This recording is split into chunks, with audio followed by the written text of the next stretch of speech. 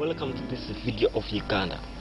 I'm really glad that you are going to have a wonderful time and a good experience when you're watching this video. I'm called Robert. Dear ladies and gentlemen, I'm just glad that you can watch this.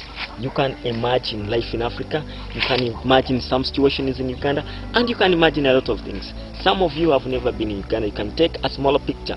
Uganda has a lot of things, a lot of experience, and a lot of things I believe you can change that can make your life changed.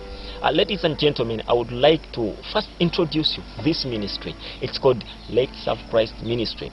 After a long time, some time back, I used to say, God, you've done a lot of things, you've done a lot of things, you've done a lot of things.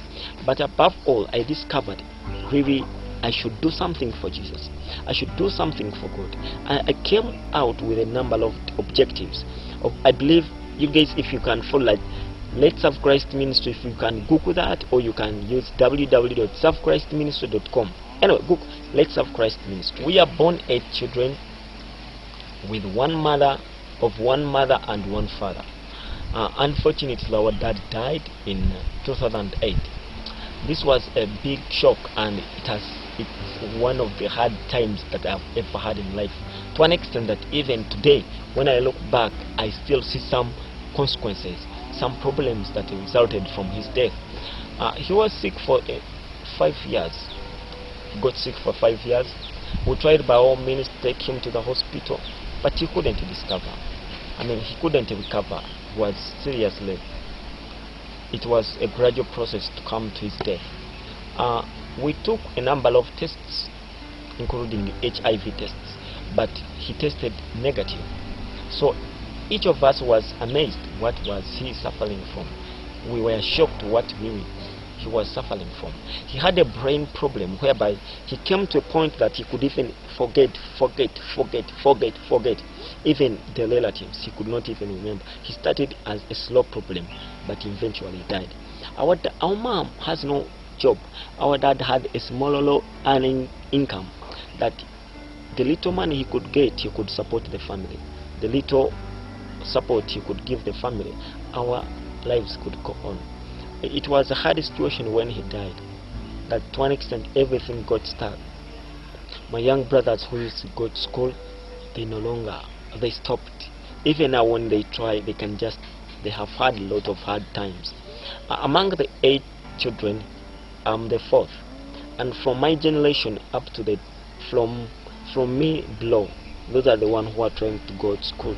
My older sister is one, and 2 brothers. Those ones, they never completed primary school. That's elementary, I can call it elementary school in American English. I think that's how we call those first grades, the first school. And right now I study. It has not been my own effort, but I can stand to witness. You see, this is my uniform, and it's called of campus prefect. I'm a prefect leader, a prefect. I've been grateful to God that in my family, I can say right now, I'm the person who have gone to school, and I'm a person who have gone to higher level, and I'm in high school. I trust God, and I believe God that I will make it to the college, to university. When you look at this video, I've brought some clips from the video about the street kids. I want you to imagine life in Africa, and imagine really how life it is here. I believe you're gonna love this. This is an experience that you yourself you need. I'm sure you will need this, and I'm sure it will change your life. Don't think that your life is really stuck, you're having difficult challenges. Let me testify. One time when I was still in senior 2, by then our dad was very sick and I had no help. My mom had no school fees. I spent 3 days without eating. I walked from the school where I was schooling from. I was in boarding section, and they sent me home for school fees. There was no fees at home. I walked 30 miles on foot. I walked 30 miles. By then I was 14, 13. 30 miles.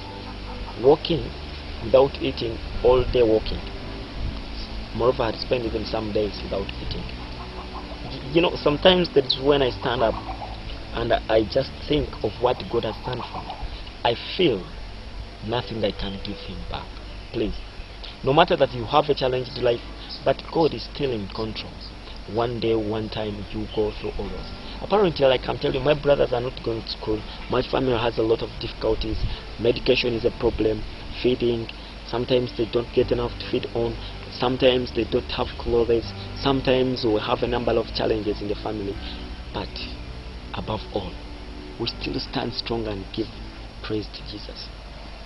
There's one quote I love in the Bible that blessed are those who are poor. I don't like to be poor, but I feel if I have Jesus, he will do anything.